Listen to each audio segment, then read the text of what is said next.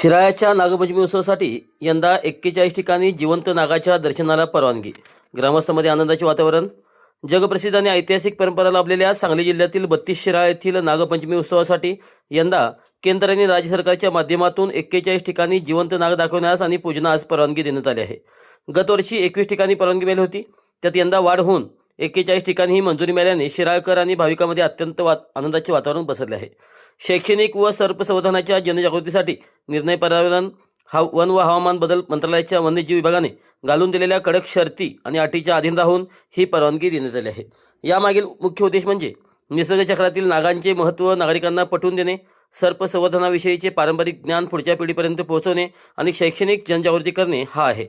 स्थानिक लोकप्रतिनिधी आमदार सत्यजित देशमुख यांनी या संदर्भात दिल्लीत केंद्रीय गृहमंत्री अमित शहा तसेच केंद्रीय वनमंत्री भूपेंद्र यादव यांची भेट घेऊन पाठपुरावा केला होता. त्यानंतर 41 अर्जदारांना वन्यजीव संरक्षण कायद्याअंतर्गत निश्चित केलेल्या नियमानुसार नाग पकडण्याची व दर्शनाची परवानगी देण्यात आली. पकडलेले नाग केवळ शैक्षणिक व प्रबोधनाच्या उद्देशाने दाखवले जातील. मिरवणूक किंवा सापांना इजा पोहोचवण्यास सक्त मनाई आहे. वन विभाग आणि पशुवैद्यकीय अधिकाऱ्यांच्या प्रत्यक्ष उपस्थितीत व देखरेखीखाली ही सर्व प्रक्रिया पार पडेल. उत्सव पार पडल्यानंतर सर्व नागांना त्यांच्या नैसर्गिक अधिवासात सुरक्षितपणे सोडण्यात येईल. नागदेवतेवरील श्रद्धा आणि हजारो वर्षाची परंपरा जपत असतानाच वन्यजीवांचे संरक्षण करणे हे प्रत्येकाचे कर्तव्य आहे. त्यामुळे प्रशासनाने दिलेल्या सर्व नियमांचे वाटेचे तंतोतंत पालन करून नागपंचमीचा हा पावन सण शिस्तबद्ध आणि उत्साहात साजरा करण्याचे आवाहन लोकप्रतिनिधी आणि स्थानिक प्रशासनाकडून करण्यात आले आहे. 32 शिराळ्याची ऐतिहासिक व पारंपरिक नागपंचमी आज साजरी होत आहे आणि कार्यसम्राट आमदार यांनी आपल्याला जिवंत नागाची पूजा करण्यासाठी 41 परवाने दिले आहेत. यामध्ये आपल्याला अमित शहाजी तसेच आपले पालकमंत्री चंद्रकांत दादा, वन मंत्री यांचे मनापासून आभार मानते.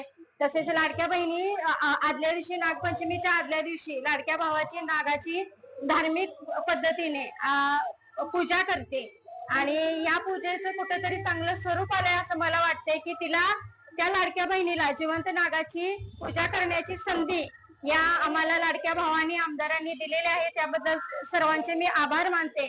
माझी सर्व मंडळाला विनंती आहे की आपली ही अशीच परंपरा चालू ठेवण्यासाठी कुठं गालबोट नाही लागला पाहिजे, यासाठी चांगल्या पद्धतीने आपण नागपंचमी साजरी करूया. नाग निराळा 32 शिराळा, नाग निराळा 32 शिराळा. आता आपण पाहत आहोत की या वर्षीचा नागपंचमीचा उत्साह हा अतिशय जोरदार दिसत आहे. सगळीकडे अगदी जोरदार तयारी पूर्णपणे झालेली आहे आणि त्याच्यातच आम्हाला प्रशासनाचे पण खूप चांगले सहकार्य आहे. सर्व ठिकाणी अगदी व्यवस्था चोख लावलेली आहे. अगदी पोलीस बंदोबस्त असो किंवा वन विभागाची लोक असो किंवा आता आमच्या 42 नागराज मंडळांना सार्वजनिक ठिकाणी नागपूजा व नागप्रबोधन करण्याची परवानगी प्रशासनाने दिली असल्यामुळे सर्व जनतेमध्ये त्याचा चांगला उत्साह आहे.